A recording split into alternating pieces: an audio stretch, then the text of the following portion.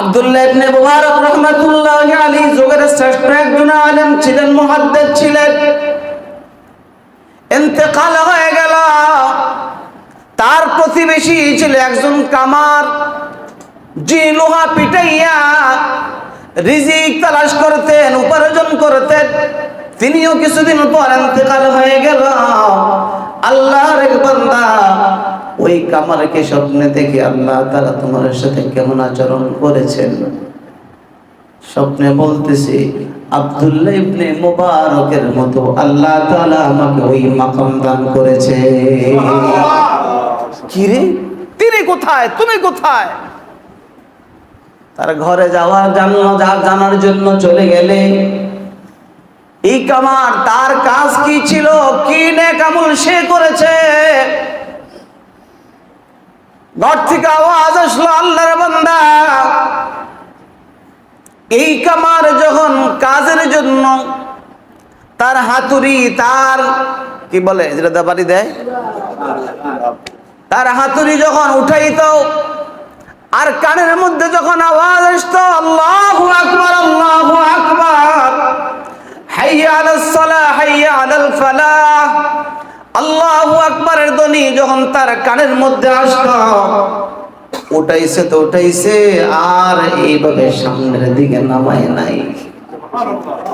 পিছনের দিকে যদি ঝুঁকা থাকতো, পিছন দিক দিয়ে ছেড়ে দিত। সামনে ঝুঁকা থাকলে লোহার মধ্যে আর আঘাত করে নাই।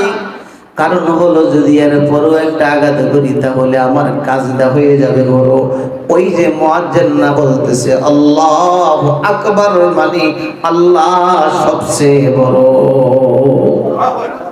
মালিক সবচেয়ে বড়। অতএব তার ডাকে আমাকে এই মুহূর্তে সাড়া দিতে হবে। অতএব আমার হায়াতটা যদি এমনই হয়, তাহলে আমার প্রত্যেকটা মুহূর্তে ইবাদত। আমি প্রস্রাবখানায় গেলে এটাও আমার ইবাদত, পায়খানা করলে ইবাদত, আমি আমার সতর ঢাকার জন্য কাপড় পরলাম, এটাও ইবাদত, শারীরিক রূপ চর্চার জন্য মাথা আশ্রাইলাম, এটাও ইবাদত। এমন কোন কাজ নাই যেই কাজের মধ্যে আল্লাহর হুকুমের মধ্যে নবীর তরিকা নাই। আল্লাহর হুকুম নবীর তরিকা অনুযায়ী যদি আমি ঘুমাইয়া পড়ি, আমার ঘুম থেকে জাগ্রত হওয়া পর্যন্ত প্রত্যেকটা মুহূর্তে আমার ইবাদত। এই লোকগুলোর জন্য আল্লাহ তাআলা বলে, ও বান্দা, আমি তোমাদের জন্য সুন্দর একটা বাড়ি বানিয়ে রেখেছি। যারা আমানতের খেয়ানত না করবে, আল্লাহ তাআলা বলেন তোমার বাড়ির নাম হলো ফেরদাউস। উলাইকা হুমুল ওয়ারিসুন আল্লাযীনা ইয়ারিসুনাল ফিরদাউস হুম ফিহা খালিদুন। বান্দা, দুনিয়াতে কষ্ট করে আসছো, আমি আল্লাহ তাআলার কষ্ট দেব না রে বান্দা। খাবারের জন্য, একটা বাড়ির জন্য এত কষ্ট তুমি করেছো, ঠিক না ভাই? ঠিক। আমার সুন্দর একটু খাবার চাই, সুন্দর একটা বাড়ি চাই। আল্লাহ তাআলা বলে বাড়ি বানাই রেখেছি। আবার নতুন করে বাড়ি বানাইবার জন্য আল্লাহ তাআলা আমল শিখিয়ে দিয়েছেন। নতুন বাড়ি বানাইবার জন্য হাফেজ হওয়া শর্ত নয়, বড় আলেম হওয়া শর্ত নয়, কারি সাহেব হওয়া শর্ত নয়, ইমাম সাহেব হওয়া শর্ত নয়, হাজী সাহেব হওয়া শর্ত নয়, দান করা শর্ত নয়। আল্লাহ রাসূল সাল্লাল্লাহু আলাইহি ওয়াসাল্লাম বলেছেন, তোমরা প্রত্যেকে যদি ইচ্ছা করো প্রতিদিন জান্নাতের মধ্যে কয়েকটা বাড়ি বানাইতে পারবা। আরো জোরে বলেন সুবহানাল্লাহ। নবী শিক্ষা দিয়েছেন পদ্ধতি। নবীজি বলেন, একাধিক বাড়ি যদি প্রতিদিন বানাইতে চাও, বানাইতে পারবা। আমি নবী তোমাদেরকে শিক্ষা দিয়ে গেলাম। মান ক্বারা, ক্বালা রাসূলুল্লাহ সাল্লাল্লাহু আলাইহি ওয়াসাল্লাম, মান ক্বারা সূরাতুল ইখলাস 10 মাররাতিন বানাল্লাহু লাহু বাইতান ফিল জান্নাহ। আমার উম্মত যদি ওযু থাকুক আর না থাকুক, বসে বসে হাঁটতে হাঁটতে হোক, বসে বসে হোক, চলতে চলতে হোক, 10 বার কুল হুয়াল্লাহ সূরা পড়ে মসজিদের মধ্যে বসে পড়া শর্ত নয়, মাদ্রাসার মধ্যে বসে পড়া শর্ত নয়। দোকানদার দোকানে পড়বে, কৃষক জমিনের মধ্যে পড়বে, গাড়ির ড্রাইভার গাড়িতে পড়বে, বিমানের পাইলট বিমানের স্টার্টিং এর মধ্যে বসে বসে পড়বে, নৌকার মাঝি নৌকার মধ্যে বসে বসে পড়বে। নবী আলাইহিস সালাতু ওয়াস সালাম বলেন, যে যে অবস্থায় যে জায়গার মধ্যে বসে বসে পড়বা, প্রতি 10 বার কুল হুয়াল্লাহ সূরা পড়বা, আর আল্লাহ তাআলা জান্নাতের মধ্যে তোমার জন্য একটা বাড়ি বানিয়ে দিবে। কুল হুয়াল্লাহ সূরা পড়ার জন্য হাফেজ হওয়া শর্ত? বলেন বলেন। মাওলানা হওয়া শর্ত, আলেম হওয়া শর্ত নয়, কারি হওয়া শর্ত নয়, ইমাম আর মুয়াজ্জিন হওয়া শর্ত নয়। নবীজি বলেন, যে যেখানে থাকো বসে বসে পড়ো। মান ক্বারা সূরাতাল ইখলাস 10 মাররাতিন বানাল্লাহু লাহু বাইতান ফিল জান্নাহ। আল্লাহ তাআলা প্রতি 10 বারের বিনিময়ে জান্নাতের মধ্যে একটা বাড়ি বানাই দিবেন। আমরা যদি নিয়ত করি প্রতিদিন 5টা বাড়ি জান্নাতের মধ্যে বানাবো, 5 ওয়াক্ত নামাজ পড়ে যখন ঘর মসজিদ থেকে বাইরে বাড়িতে যাই, পথে হাঁটতেছি আর পড়তেছি, কয়টা লাভ হবে? আল্লাহ তাআলা বলেন, নবীজি বলেন, জান্নাতের মধ্যে 10 বার পড়লে পরে একটা বাড়ি হয়ে যাবে। যেই জমিনের মধ্যে পা রেখে পড়তেছিলা, ওই জমিন আল্লাহর আদালতে তোমার জন্য সাক্ষীদাতা হয়ে যাবে। জান্নাতে বাড়ির মালিক হবে যদি বিপদের মধ্যে পড়ে যাও। যে জমিনের মধ্যে পা রেখে বলেছিলে কুল হুয়াল্লাহু আহাদ আল্লাহুস সামাদ লাম ইয়ালিদ ওয়া লাম ইউলাদ ওয়া লাম ইয়াকুল লাহু কুফুয়ান আহাদ, ওই জমিন বলবে, আল্লাহ আমি সাক্ষী, কারণ তুমি তো বলেছিলে ইয়াউমা ইদিন তুহাদ্দিসু আখবারাহা, জমিন খবর দিয়ে দিবে। আমি সাক্ষী দিয়ে দিলাম, তোমার বান্দা আমার মধ্যে পা রেখে বলেছিল তুমি এক, তুমি এক। বলেন সুবহানাল্লাহ। অতএব তাকে মাফ করে দাও।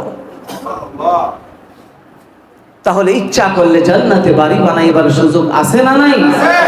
তা আমরা কি চাই? ভালো খাবার চাই, একটা বাড়ি চাই, বিশাল বড় একটা বাড়ি যদি হয়, বাড়ির সামনে যদি একটু জায়গা থাকে, একটু সুন্দর বাগান যদি হয়, তাহলে তো আরো ভালো হয়। ঠিক না? ঠিক।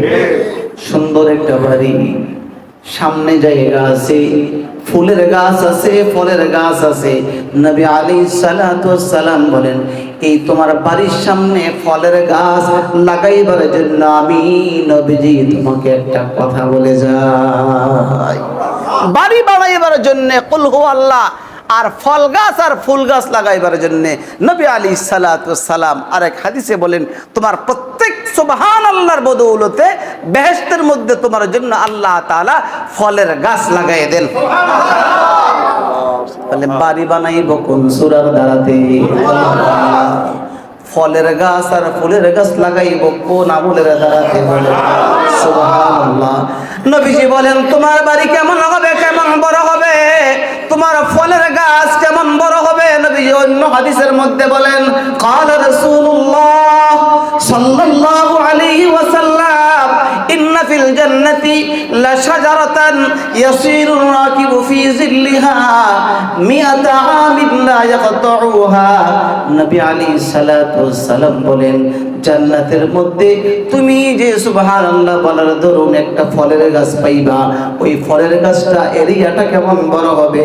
দুনিয়া থেকে যদি একটা ঘোড়া চলতেই থাকে 100 বছর পর্যন্ত যদি অবিরাম চলে, কোনো বিরাম নাই, কোনো খাওয়া দাওয়া নাই, কোনো বিশ্রাম নাই, শুধু দৌড়ায় আর দৌড়ায়, একদিন 2 দিন নয়, 1 সপ্তাহ 2 সপ্তাহ নয়, 1 মাস 2 মাস নয়, 1 বছর 2 বছর নয়, 100 বছর যদি একাধারে অবিরাম দৌড়াইতে থাকে, তথাপি তোমার সুবহানাল্লাহ বলার দরুন যে জান্নাতের মধ্যে গাছ লাগাইছো, ফলের গাছের এরিয়া শেষ করা সম্ভব হবে না। এত বড় গাছ জান্নাতের মধ্যে প্রতি একবার সুবহানাল্লাহ বললে আল্লাহ দিয়ে দিবেন। নবী আলাইহিস সালাতু ওয়াস সালাম হাদিসের মধ্যে বলেন, জান্নাতের মধ্যে তোমার জন্য যে গাছটা লাগানো হবে, এই গাছের পাতাগুলো হবে স্বর্ণের। সুবহানাল্লাহ। قال رسول الله صلى الله عليه وسلم ما في الجنة شجرة إلا وساقها من ذهب। তোমার গাছের পাতাগুলো হবে স্বর্ণের পাতা। তুমি ঘুরতে যাইবা, ঘুরবা, আর একটা পাতার সাথে আর একটা পাতা বাড়ি লাগবে, সুন্দর সুন্দর মিউজিকের আওয়াজ বের হয়ে আসবে। তুমি তো দুনিয়াতে গান শোনো নাই, আল্লাহ তাআলা তোমাকে ওইখানে গান শোনাবে, বাজনা হবে। তোমার গাছের পাতা একটার সাথে আরেকটা বাড়ি লাগবে, এক এক পাতার থেকে এক এক রকমের আওয়াজ বের হয়ে আসবে। তাহলে নবীজি এর জন্য আলেম হওয়া শর্ত নয়, হাফেজ সাহেব হওয়া শর্ত নয়, চেহারা সুন্দর হওয়া শর্ত নয়, সম্পদের মালিক হওয়া শর্ত নয়, শুধু শুধু আমানতদারি যেন আমার আদায় হয়, আমার হায়াত আমার কাছে আমানত। আল্লাহ তাআলা বলেন, ইন্না আরাদনাল আমানাতা আলাস সামা। আয়াতের ব্যাখ্যায় লিখেন, শুধু আমানতদারি, আমার হায়াত আমার কাছে আমানত। একটু ফিকির করে যদি খালি চলি, ঈমান আল্লাহ তাআলা দান করেছেন, 5 ওয়াক্ত নামাজ, বছরে একবার রোজা, সকলের উপরে যাকাত ফরজ নয়, সবার উপরে হজ ফরজ নয়, আমাদের তো একবারই কাজ কম, ঠিক না বেঠিক? একবারই কাজ কম। এই দুইটা কাজ, বছরে একবার রোজা, ও প্রতিদিন না, বছরে একবার, আর শুধু 5 ওয়াক্ত নামাজ, হালাল উপার্জন যদি আমাদের হয়ে যায়, তাহলে মওতের পরেই সাথে সাথে জান্নাত, সাথে সাথে জান্নাত। নবীজি আরেক হাদিসের মধ্যে বলেছেন যে গরিব জান্নাতে যাবে বড় লোকের 500 বছর আগে। 500 বছর আগে জান্নাতে যাবে। আল্লাহ তাআলা জান্নাত সাজাইয়া বইসা রয়েছে, জান্নাত সাজাইয়া বইসা রয়েছে। এই জন্যে আমরা যেন আমানতদারি আদায় করি। জবান একটা আমানত, এমন কথা যেন বের না হয় যেই কথার দ্বারাতে শুধু গুনাহ হয়, ঠিক না বেঠিক? এমন কথা কখনো বলার চেষ্টা করব না।